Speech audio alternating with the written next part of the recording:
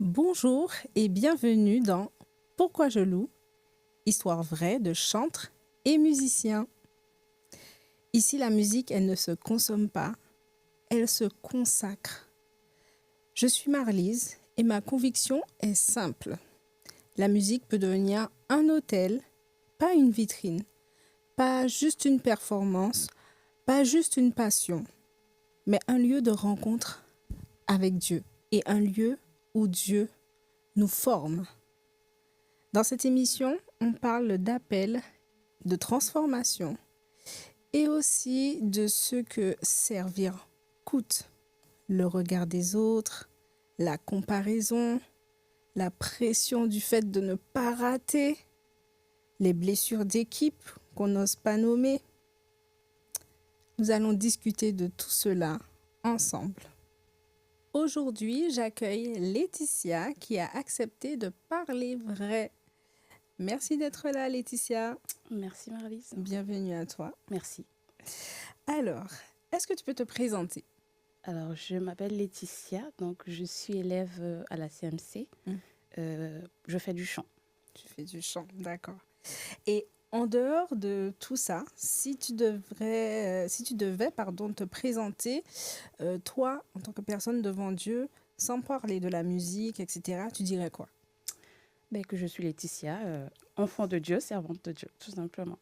Tout simplement.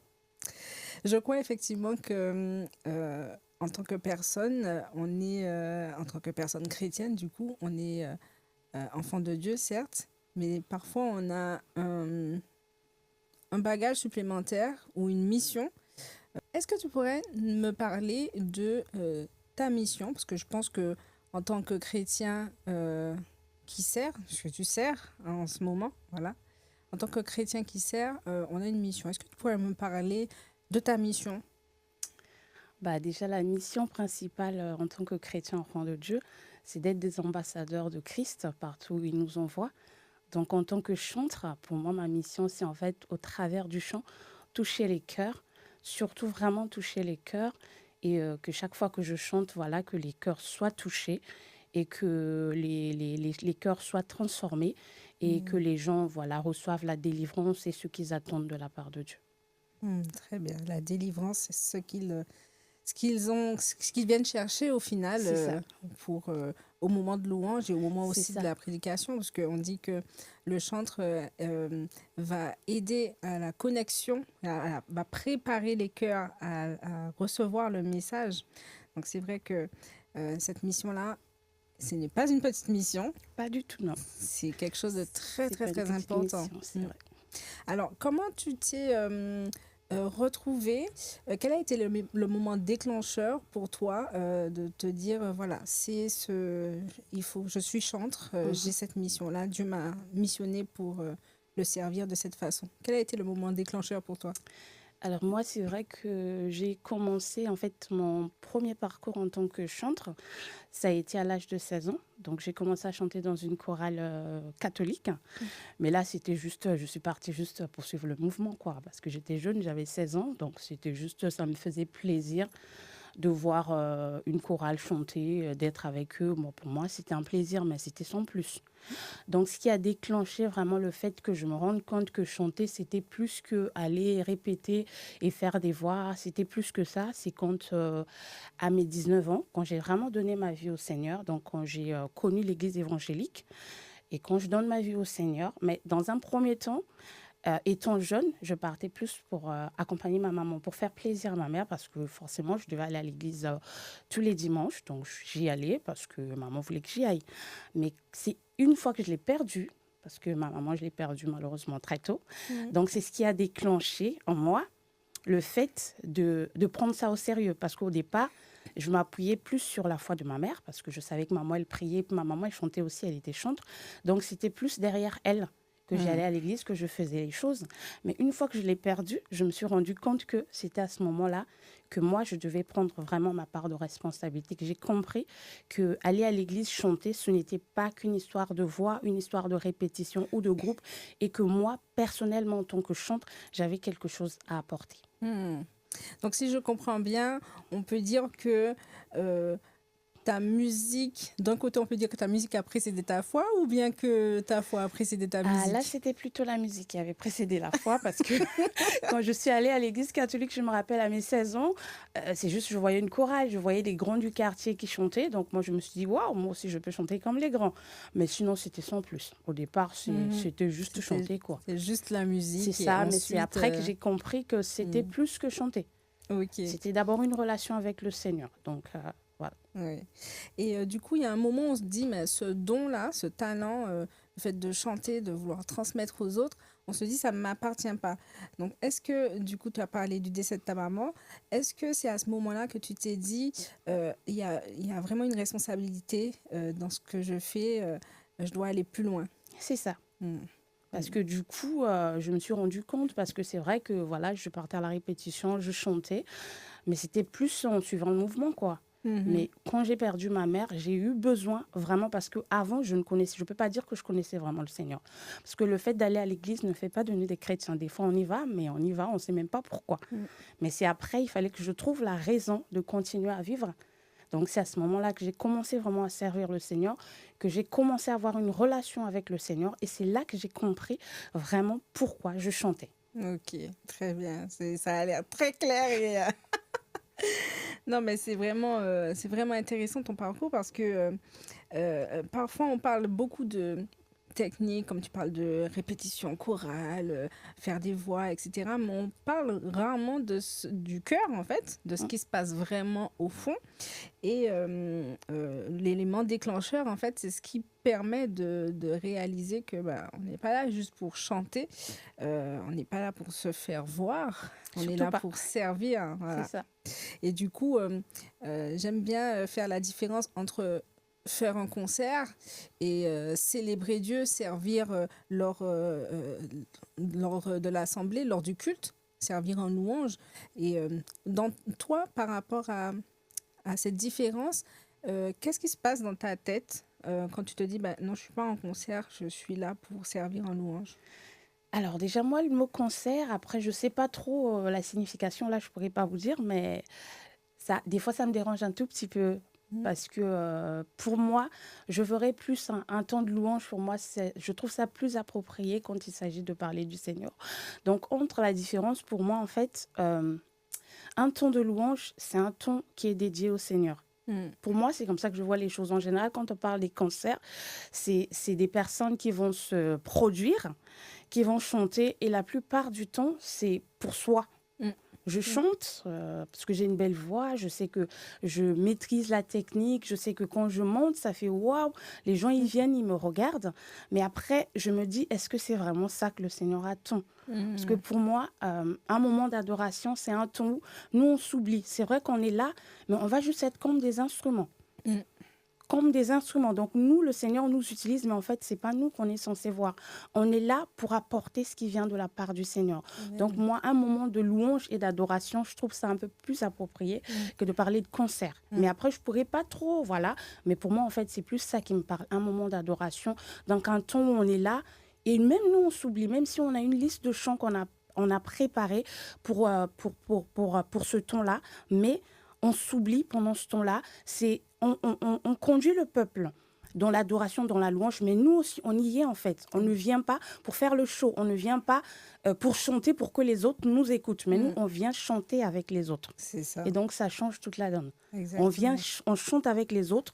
Donc, on est juste des instruments que le Seigneur utilise pour pouvoir aider la foule à se mettre en connexion avec le Seigneur, mais on est avec la foule, on n'est pas à part. On n'est pas à part. Non, C'est ça. c'est le Seigneur qui est la star. Donc nous, on est Exactement. cachés là, et c'est Jésus qu'on voit, nous, on est juste cachés. Tout à fait, amen, tout à fait. C'est très bien dit. On n'est pas la star, Non, c'est Jésus la star. On est des instruments en fait, et on se doit d'être humble, de servir avec humilité c'est ça. et on est juste des leaders en fait en tant que conducteur de louanges, chanteur, etc. On est juste des leaders, mais C'est le ça. leader il se mêle aussi à la foule. Il n'est C'est ça. pas chef, ni star, Non, pas ni du tout. étoile, voilà, exactement. Et si je peux rajouter quelque chose, c'est aussi dire à tous ceux qui leadent de savoir qu'en fait, c'est un talent que Dieu nous a donné. Et en fait, Dieu n'est pas impressionné par ça, parce que ça vient de lui. Et on n'est pas indispensable. Tout à Un fait. jour, ça peut disparaître de la même manière que c'est venu. Même si la Bible dit que Dieu ne se répand pas de ses talents et de ses dons, mais l'onction peut quand même partir. C'est ça, et bien sûr, bien sûr. Alors, est-ce que tu pourrais partager avec nous, si toutefois il y en a un combat silencieux au fond de toi quand tu dois te préparer pour servir? Est-ce que tu peux un peu nous partager? Alors moi, la plupart du temps, mon combat, c'est souvent quand j'arrive pas, quand je suis sur l'estrade, que je suis en train de chanter et que je n'arrive pas à faire certaines choses, juste parce qu'en fait, je travaille pas suffisamment. Parce qu'il y a des choses, je sais que je peux y arriver, mais le fait que je ne prenne pas trop de temps pour travailler ces choses-là, des fois, ça m'handicape. Et voilà, ça, je sais pas si c'est une culpabilité qui vient après, mais c'est souvent ça qui m'handicape la plupart du temps. D'accord. Et du coup, comment tu te reprends à l'ordre? Comment tu te corriges? Est-ce que c'est visible ou est-ce que c'est vraiment intérieur? Et surtout, est-ce que ça te déconnecte? Non, ça ne me déconnecte pas, mais ça me dérange. Parce que des fois, quand j'arrive pas à faire ce que je dois faire, des fois, ça peut m'empêcher aussi de me connecter, dans le sens où si je n'arrive pas à faire, je vais plus avoir tendance à penser à ce que je n'arrive pas à faire, au lieu d'être vraiment dans ce que je dois faire. Ok. Et si tu devais donner un cadre à quelqu'un qui sert, un cadre simple, hein, quelque chose, une petite routine à faire, tu dirais quoi? Pour tous ceux qui s'enchantent, moi, s'il y a une chose que je peux dire aujourd'hui qui m'aide, c'est vraiment de prendre du temps. Parce qu'on vit dans une société où, en fait, on vit à 100 à l'heure. On n'a pas le temps. Mais finalement, tous les jours, Dieu nous fait grâce d'avoir 24 heures. Donc, dans ces 24 heures-là, des fois, la plupart d'entre nous, on est au travail 8 heures. Et donc, quand on a enlevé ces 8 heures-là, il nous reste suffisamment de temps pour pouvoir trouver même 20 minutes par jour. Parce que le but, ce n'est pas de se mettre la pression. Le but, ce n'est pas de se mettre la corde au cou ou d'aller chercher à faire des choses compliquées. Mais le plus simplement possible, si on est chantre, moi, la première chose que je dirais surtout, de vraiment bien veiller à ce que notre communion avec le Seigneur soit belle.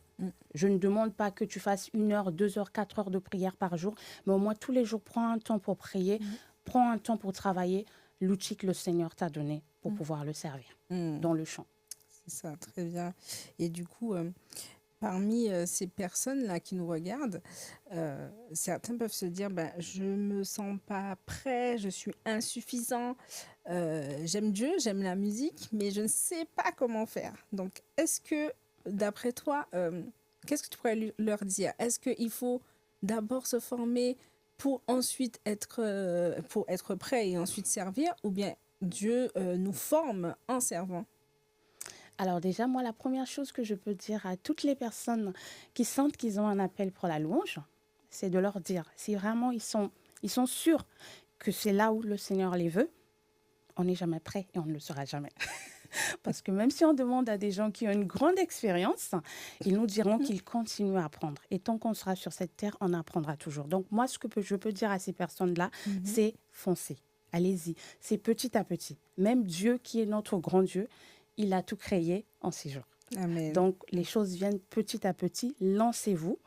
Ne vous comparez pas aux autres. Ne cherchez pas à aller plus vite. Les choses se font petit à petit. Et quand Dieu donne une vision, il donne la provision. Donc, si c'est lui qui appelle, lancez-vous simplement. Tout ce qu'il vous demande, c'est de faire le premier pas.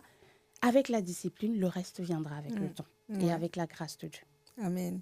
Un peu comme dans ton parcours, au final, c'est ça. La musique d'abord et au fur et à mesure, être dans les pas de maman jusqu'à ce qu'elle ne soit plus là et qu'au final, tu prennes conscience que en fait, ce qu'elle faisait, c'est vraiment un ministère et que tu devais vraiment rentrer dans cette destinée, en fait, que Dieu avait préparée pour toi. Waouh! Voilà. En tout cas, merci Laetitia d'avoir pris le temps de partager cela avec nous. Et si tu avais juste un dernier mot à la caméra pour pour dire à ceux qui nous regardent un encouragement, vas-y. Ben, qu'est-ce que je peux dire à celui ou celle qui me regarde? Donc, si toi, tu hésites encore à te lancer pour ton appel dans le service en tant que chantre, si chaque fois que tu veux le faire, tu penses que tu es incapable, tu penses que tu ne chantes pas mieux, tu penses à beaucoup de choses, moi, je vais juste te dire, lance-toi. Surtout quand tu es un enfant de Dieu, il n'y a pas de limite. On a tout en nous. Le Seigneur nous a donné le Saint-Esprit et avec l'aide du Saint-Esprit, on peut tout. Donc lance-toi et le reste, le Seigneur le fera. Voilà.